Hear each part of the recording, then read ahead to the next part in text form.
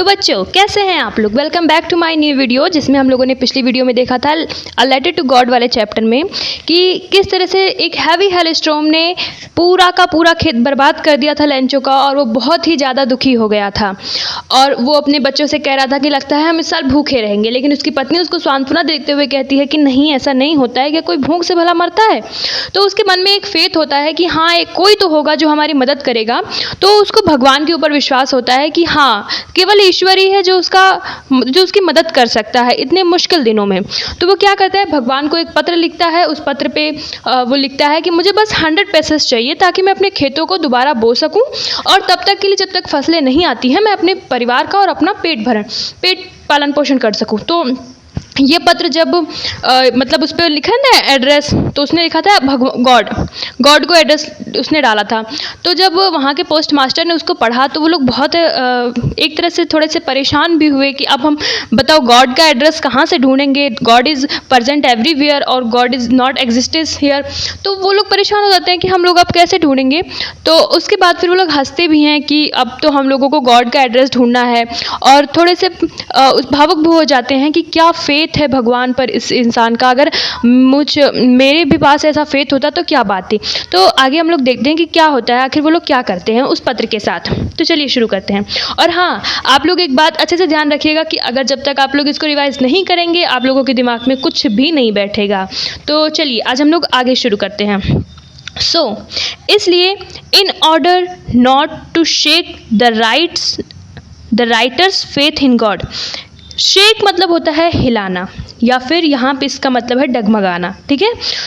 इसलिए in order not to shake the writer's faith in God, भगवान पर से उस लेखक के विश्वास को ना डगमगाने के लिए, मतलब वो चाहते थे कि जो राइटर है उसका भगवान पर से विश्वास ना हटे। The post master came up with an idea, जो पोस्ट मास्टर थे वो बाहर आए एक विचार के साथ। आंसर द लेटर, उस लेटर का आंसर करने के लिए। मतलब देखिए कितने मज़ेदार होते जा रही है ना स्टोरी। तो चलिए देखते हैं आगे क्या होता है। But when he opened it, लेकिन जब उसने उसको खोला, पहले तो पोस्ट मास्टर ने क्या देखा था कि मतलब इसने भगवान का एड्रेस लिखा है, भगवान पर इसको कितना विश्वास है। तो उन्होंने सोचा कि काम करते हैं, चलो इसका हम आंसर कर देते हैं भगवान की तरफ से। अब भगवान तो खुद आएंगे नहीं लिखने, तो उन्होंने सोचा कि चलो हम ही आंसर कर देते हैं। But when he opened it, लेकिन जब उन्होंने इसे खोला, it was evident that to answer it, ठीक है। बट लेकिन व्हेन ही ओपनड इट, जब उन्होंने इसे खोला, इट वॉज एविडेंट। एविडेंट मतलब होता है स्पष्ट होना, या एविडेंस मतलब होता है साक्ष्य होना। इट वॉज एविडेंस, वह साक्ष्य था। दैट की टू आंसर इट, इसका उत्तर देना।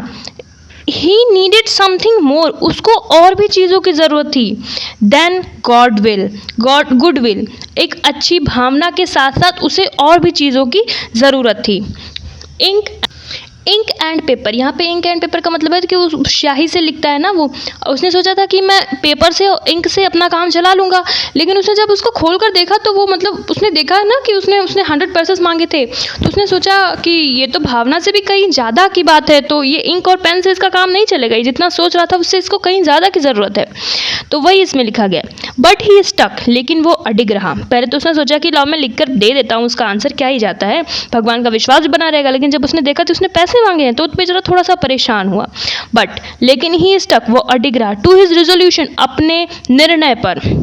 ही आस्क्ड फॉर मनी, उसने पैसों के लिए पूछा। फ्रॉम हिज एम्प्लॉयज़, अपने सहकर्मियों के साथ या अपने कर्मचारियों से उसने पैसों के लिए पूछा। देखिए, अगर हम 100 रुपये इकट्ठा कर रहे हैं और उसमें हम 10-10 रुपये 10 लोगों से मांगेंगे तो 10 रुपये का वर्णन किसी के ऊपर भारी नहीं पड़ेगा। लेकिन जब एक ही इंसान 100 रुपये देगा तो उसके ऊपर काफ़ी ज़्यादा वर्णन पड़ जाएगा। तो इसलिए उसने सोचा कि चलो क्यों ना इसमें हम सबकी सहभाग लेते हैं। तो क्या हुआ, ही आस्क फॉर मनी, उसने पैसे के लिए पूछा। फ्रॉम हिज एम्प्लॉयज़, अपने कर्मचारियों से। He himself gave part of his salary, उसने अपने वेतन का भी हिस्सा दिया। And several friends of his were obliged to give something and several, और उसके बहुत से दोस्त जो थे उसने अपने सैलरी का भी हिस्सा दिया। एंड सेवरल फ्रेंड, और उसके काफ़ी दोस्त थे ऑफ हिज वर ऑब्लाइज, जो कि बहुत ही ज़्यादा कृतज्ञ थे। टू गिव समथिंग, कुछ देने के लिए। For an act of charity, एक दया, एक दान के रूप में देने के लिए वो लोग बहुत ही ज़्यादा एक्साइटेड थे। मतलब सब लोग कैसे थे कि बहुत ही ज़्यादा काइंड हार्टेड, बहुत ही अमिएबल टाइप पर्सन थे। इट वॉज इम्पॉसिबल, यह असंभव था। फॉर हिम, उसके लिए। टुगेदर देखिए यहाँ पे टुगेदर दोनों में बहुत अंतर है। टू के बीच में स्पेस है, फिर गैदर है, इसका मतलब होता है इकट्ठा करना, और टुगेदर बीच में स्पेस नहीं है, इसका मतलब होता है साथ साथ। इट वॉज इम्पॉसिबल, यह कठिन था। फॉर हिम, उसके लिए। टुगेदर, इकट्ठा करना। टुगेदर द 100 पैसेस, एक साथ 100 पैसे इकट्ठा करना उसके लिए असंभव था। So he was able to send the farmer only a little more than half। देखिए क्या है ना, ये पोस्ट मास्टर जो था उसके लिए, इसमें कहा गया कि पोस्ट मास्टर था, उसके लिए एक साथ 100 पैसे देना बहुत असंभव था। तो उसने क्या किया, उसने जितना भी उससे इकट्ठा हो पाया, आधा से ज़्यादा लगभग उसने उसको दे दिया, उसने लेंचो को, फार्मर को भेज दिया। ही पुट द मनी, उसने पैसे रखे। इन एन एनवलप, उस लिफाफे में। एड्रेस टू लेंचो, उसने लेंचो का एड्रेस डाला। And with it a letter, और इस लेटर के साथ। Containing only a single word as a signature God, उसने पैसे डाले और उस एनवलप में ज़्यादा कुछ नहीं लिखा, बस क्या लिखा, एक सिंगल सिग्नेचर लिखी गॉड की। देखो क्या होता है ना कि जब कोई लेटर लिखता है तो हम जैसे लेटर लिख रहे हैं वो तो हमारे स्टार्टिंग में रहता है डियर गॉड, जैसे इसने लिखा था। हम लोग मान लो अपने पिताजी को लिखते हैं ना डियर फादर, अपने फ्रेंड्स को लिखते हैं तो डियर फ्रेंड, और लास्ट में क्या लिखते हैं, योर लविंग फ्रेंड, या फिर योर सिंसियरली, या फिर योर हम लोग जब प्रिंसिपल को लिखते हैं ना ओबीडियंटली। तो एक तरह से हमारी वो सिग्नेचर हो जाती है। तो उसी तरह से जब ये पत्र भगवान की तरफ से लेंचो को दिया गया था, तो लेंचो भगवान ही अपने वहाँ पे सिग्नेचर करेंगे ना, तो वहाँ पे जो एम्प्लॉयज़ थे उन्होंने क्या लिख दिया था, गॉड।